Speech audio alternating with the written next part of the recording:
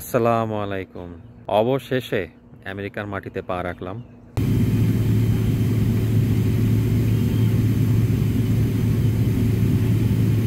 এইটা হচ্ছে স্টুডেন্টদের থাকার জায়গা। পেছনে দেখতেছেন, দেখলে অনেকটা মানে হোটেল হোটেল লাগে। আমি আমেরিকা আসছি গত বাংলাদেশের 30 তারিখ, বাট আমেরিকার 29 তারিখ রাতে।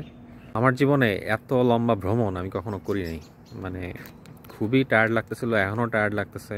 তো বাংলাদেশে যেখানে গরমে আমাদের অবস্থা কাহিল, প্রায় 40-42 ডিগ্রি, সেখানে আমেরিকায় এখন সামার শুরু হয়েছে মাত্র, উল্টা আমার কাছে ঠান্ডা লাগতেছে। এই যে দেখেন, হুডি পরে ঘুরতেছি আমি এখানে। তো যেটা বুঝছি যে বাংলাদেশের শীত আর আমেরিকার গরমকাল অনেকটা সেম। এত বড় প্লেন জার্নি আমার লাইফও আমি কখনো করি নাই।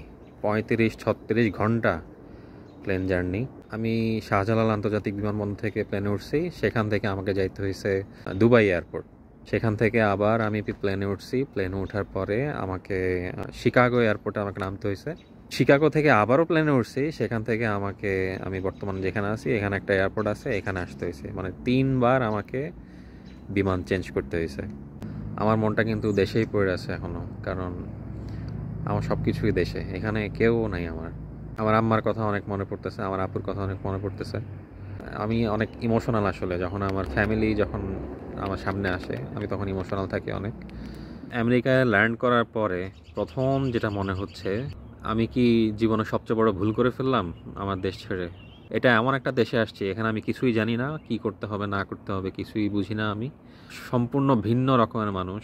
আমেরিকান মানুষজন দেখে আমার কাছে সব ভিন্ন একটা জগতে চলে আসছে। আমার কাছে মনে হচ্ছে ভিন্ন একটা পৃথিবী এখানে। না, আমাদের মতো এরা কথা বলে না, এদের কথা বলার ধরনই আলাদা। আমেরিকায় আমি ঠিকঠাক মতো পৌঁছাইছি, এটাই আসলে আপনাদের জানানো ছিল। এখানে জীবনযাত্রা সম্পূর্ণ ভিন্ন। সবচেয়ে বড় কথা, আমরা মুভিতে সিনেমাতে যা দেখি, আমেরিকা কিন্তু তেমন না। আমার জন্য সবাই দোয়া করবেন যেন ঠিকঠাক মতো এই ভিন দেশে আমি টিকে থাকতে পারি। আল্লাহ হাফেজ।